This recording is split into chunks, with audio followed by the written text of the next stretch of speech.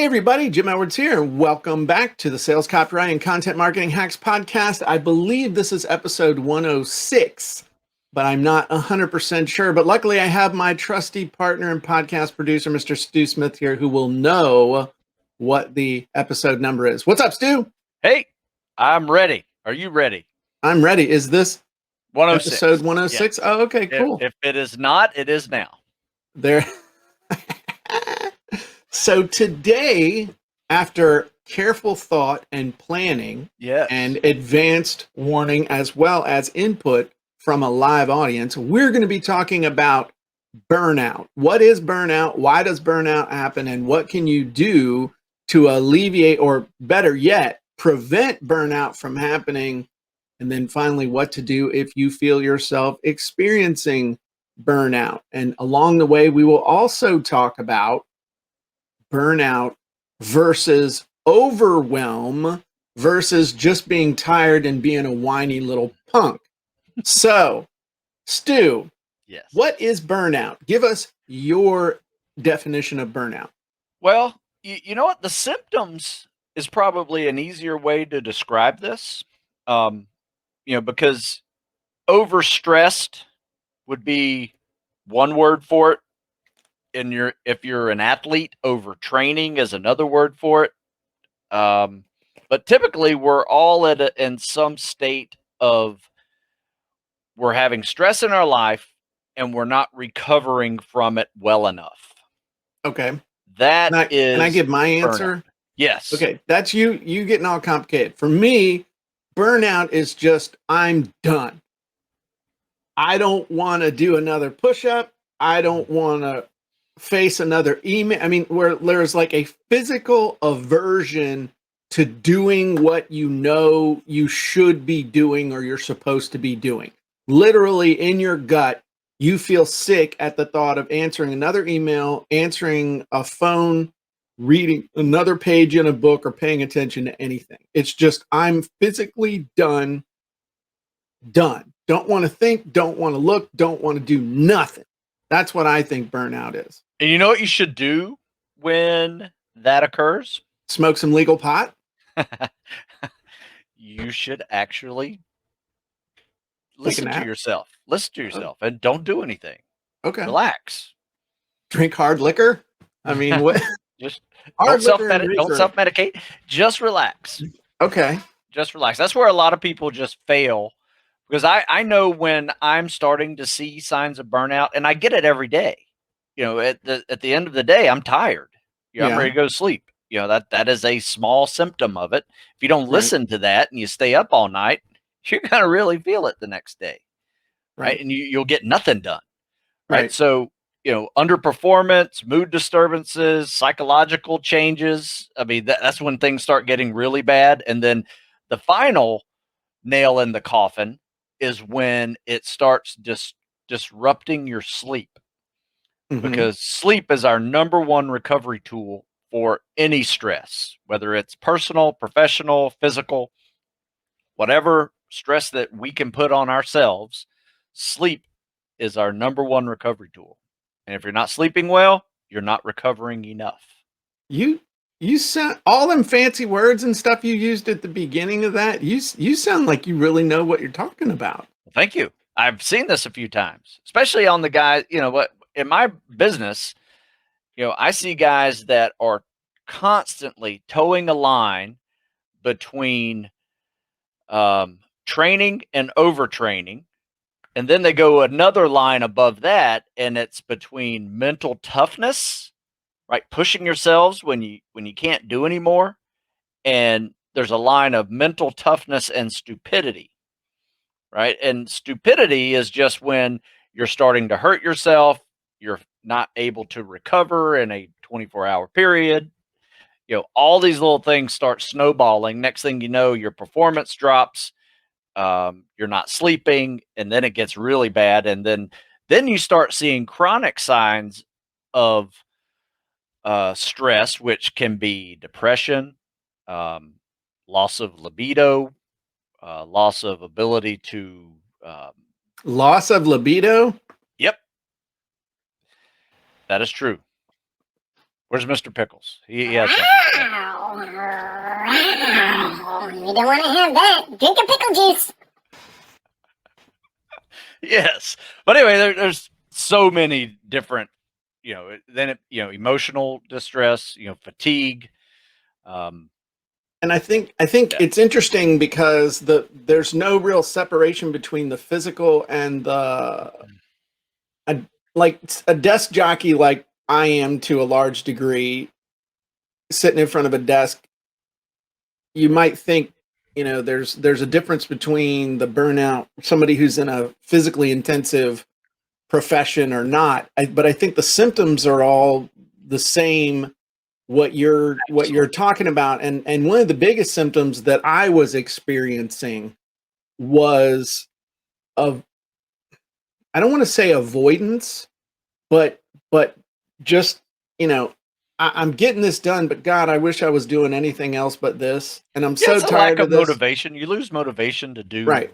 the things that you used to enjoy. And even to the point of, I know that not doing this is going to, it's like the consequences of not doing it are not that, and if you're feeling normal, would be like, if I don't get this done, some bad stuff's going to happen. I need to just get this done, to the point of, I don't care that this isn't done and it doesn't matter.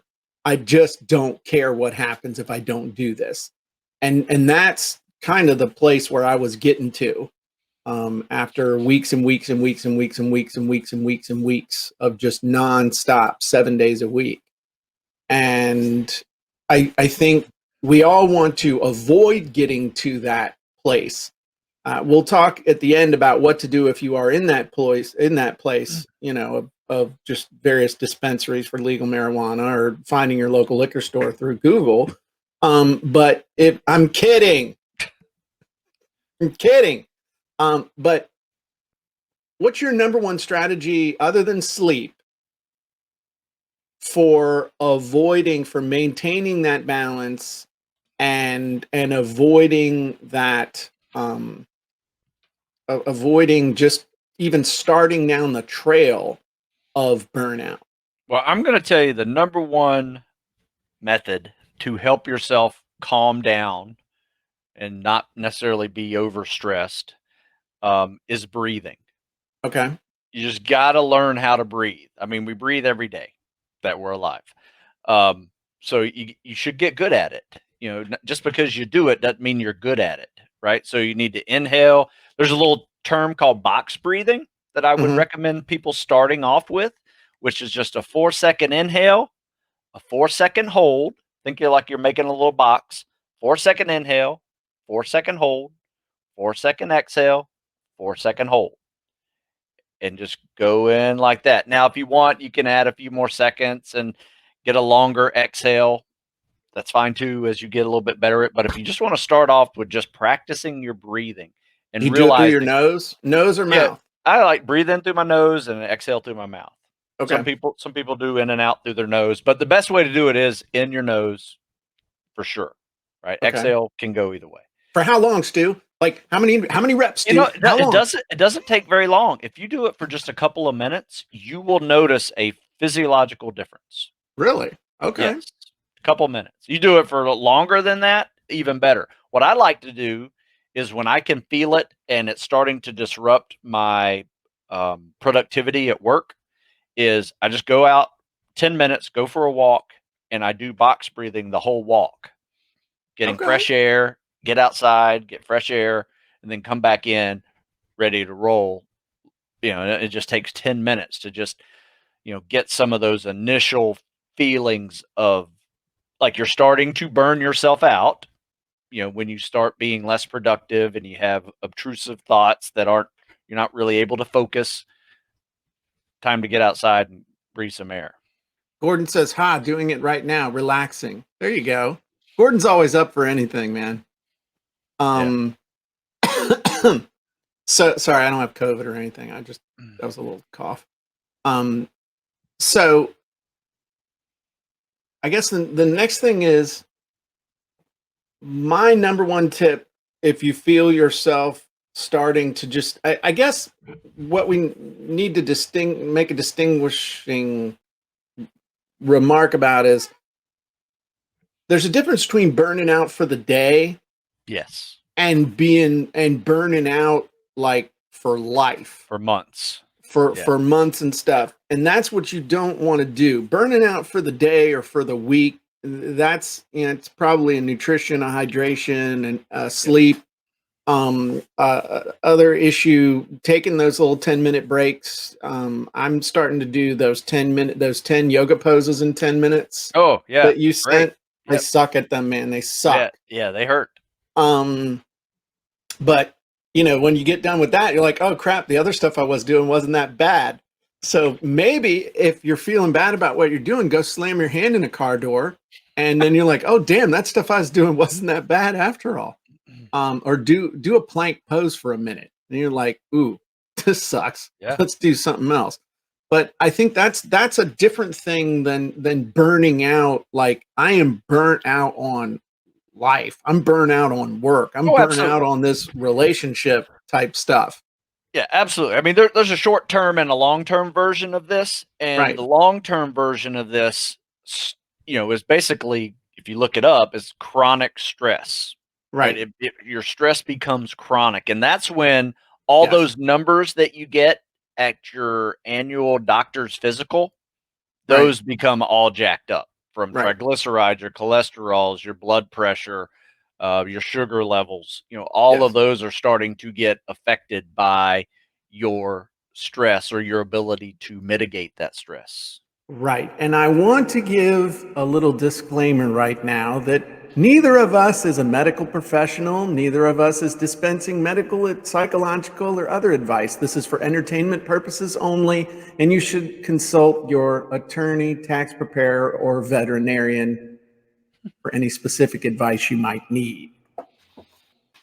So I think, though, I can actually give some psychological advice I got from Bob Newhart, where he did a skit where he was a doctor and the person came in and said, hey doc, it hurts when I do this. And Bob Newhart said, well, don't do that. And so when you're feeling stressed, honestly, I mean, now I'm being serious. One of the things that I did while I was sitting there playing Xbox in between rounds was to say, what got me so burnt out? What got me here? And part of it was just working too damn much, just working too much. The whole, and okay, why was I working so much? Well, because all this COVID stuff happened and we're sitting at home, and all the things that I used to do to take a break, to get out, to go to Walmart and watch the Walmartians while Terry, shopped. And I bitched about the fact that she went down every aisle, but it was actually a way for me to unplug. Just all those things that used to be there weren't there anymore. So it's like, okay, well, I'm home, I'm in my office, I should be working. And so that's what started it all, was all the things that were programmed into my life to have balance were gone. And so I was stuck at home, and what's at home? Home is work, right? And driving my wife nuts. So not in the, we just got married driving her nuts way, but in she's going to chase me with a baseball bat and I hope she doesn't catch me type of nuts. And I isolated that that's what was going on. And that instead of working 10 hours a day, I started working 14 hours a day because I was there.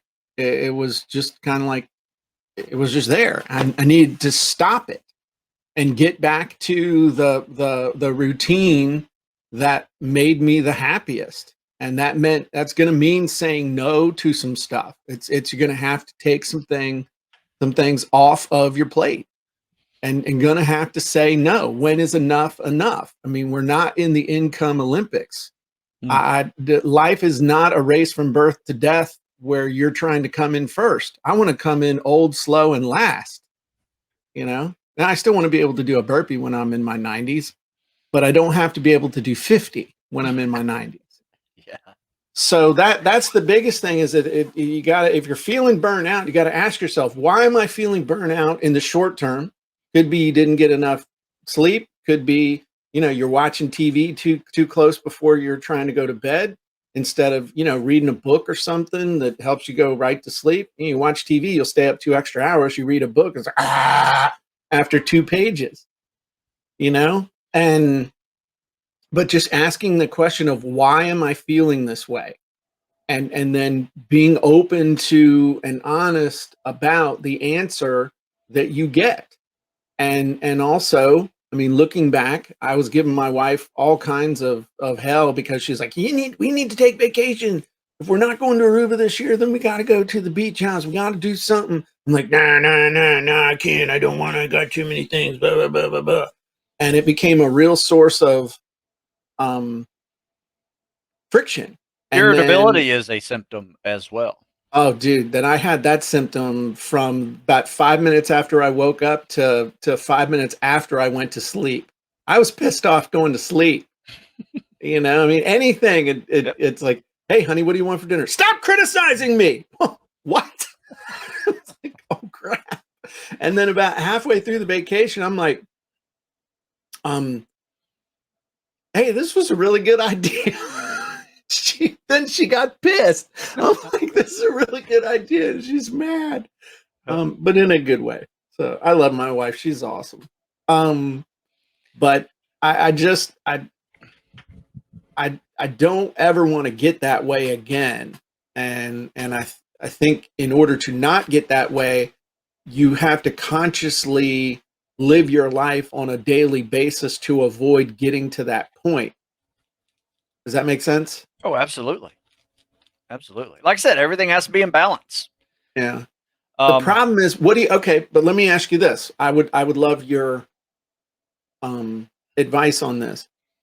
But every once in a while, something happens. Yes. Where by just the nature of it, things have to get thrown out of balance to a degree. Or what happened to me was Russell Brunson was doing the 5-day lead challenge and then was doing the one funnel away challenge. And after I'd done a whole bunch of other stuff, and when I was supposed to be winding down, it was like, okay, this is going to be 5 weeks of every day, 7 day a week intensity, creating my part for that whole thing. And part of me was like, okay, I'm just going to have to go balls to the wall, and I'm just going to have to kind of accept the consequences when it's done. And it's like you have an opportunity, but then you don't want to miss out on the opportunity. But if you take the opportunity, it's gonna throw everything out of whack. What do you do? I couldn't say no. I guess I could have said no, but it would have really affected my business. What are your thoughts on that? Well, very similar to the balancing thing that we showed earlier. In fact, let's show it again, if you would, for the podcast, because this will be a separate show from our Jim and Stu show we did prior to this. So when you take on more on the right-hand side of that balance of the balancing act of life, Yeah. you have to make sure you are actively checking out everything on the left side of that as well. Make sure your sleep is better. Make sure you're eating well, you're hydrating, you're getting your electrolytes, everything, your amino acids are a natural way to metabolize stress hormones, right? So the proteins that you bring in, good ones, will help you metabolize some stress hormones. The antioxidants will help you metabolize some of the post-stress events that occur on the cellular level, right? I mean, so nutrition is so important. Sleep is so important. And then, like you said, just taking 10 minutes of de-stressing time. And sometimes you do have to check your ego at the door, because that's the hardest part. Oh, I got this. I can do this. And sometimes you need to actually rest and take a break. Otherwise, it becomes chronic. Right. And, on a physiological level, stress is stress. It doesn't know if the difference between I can't pay this bill at the end of the month, I got this deadline I have to meet, or I got bullets flying over my head. The same stress hormones course through your body no matter what that event is, right? So you have to learn how to metabolize those. And you do that with all those recovery techniques we mentioned earlier. But, breathing is a great one as well. But like I said, to keep it in balance, you also have to realize our bodies are built with two different nervous systems. Did you know this? We The have sympathetic and the parasympathetic. there you right? go. Google Okay. that if you're not understanding what we're talking about. You got the sympathetic side that is charged up. It is driven by energy. It is driven by adrenaline and stress hormones. It is you getting jacked up, getting ready for whatever that is. Might be a fight or flight response. It might be just a normal stress response to a busy schedule, right? That sympathetic nervous system is getting wired.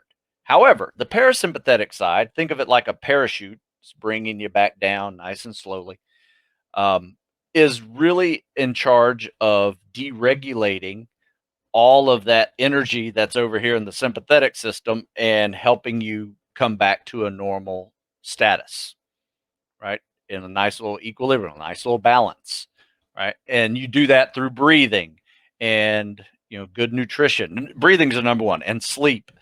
All of those things have to be in balance. Otherwise, when you're taking on a lot of stress on the right, it can become chronic. Now, we've all done it. We've all gotten overstressed until we just needed to take a break and needed to rest. It's not something that I don't think we can avoid necessarily, but if you can be observant of some of those symptoms that we mentioned, you can avoid the total burnout when you actually become unproductive, sick, injured, all of those things that are going to prevent you from your normal schedule. That is when burnout becomes bad. Right. And I think that just takes us right back to the everyday being conscious of what's going on, so that it's like putting out a campfire. You have your campfire, but make sure you put the campfire all the way out so that the wind doesn't pick up when you walk away and burn the whole forest down. I mean, it's paying attention on a daily basis rather than just letting it go and saying, I'll fix it later. So very cool. That's some great insights, dude. Thank you. That was really good. I think we're gonna end with that. And we appreciate everybody here who joined us for the podcast live.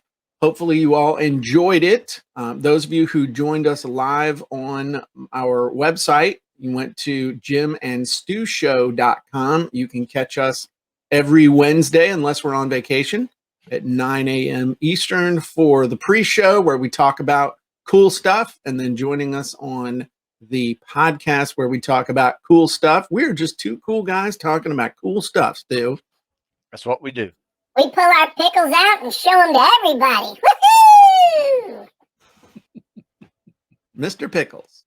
So appreciate everybody. Thanks for joining us, and we will see you next time on the Jim and Stu Show. Bye-bye, everybody.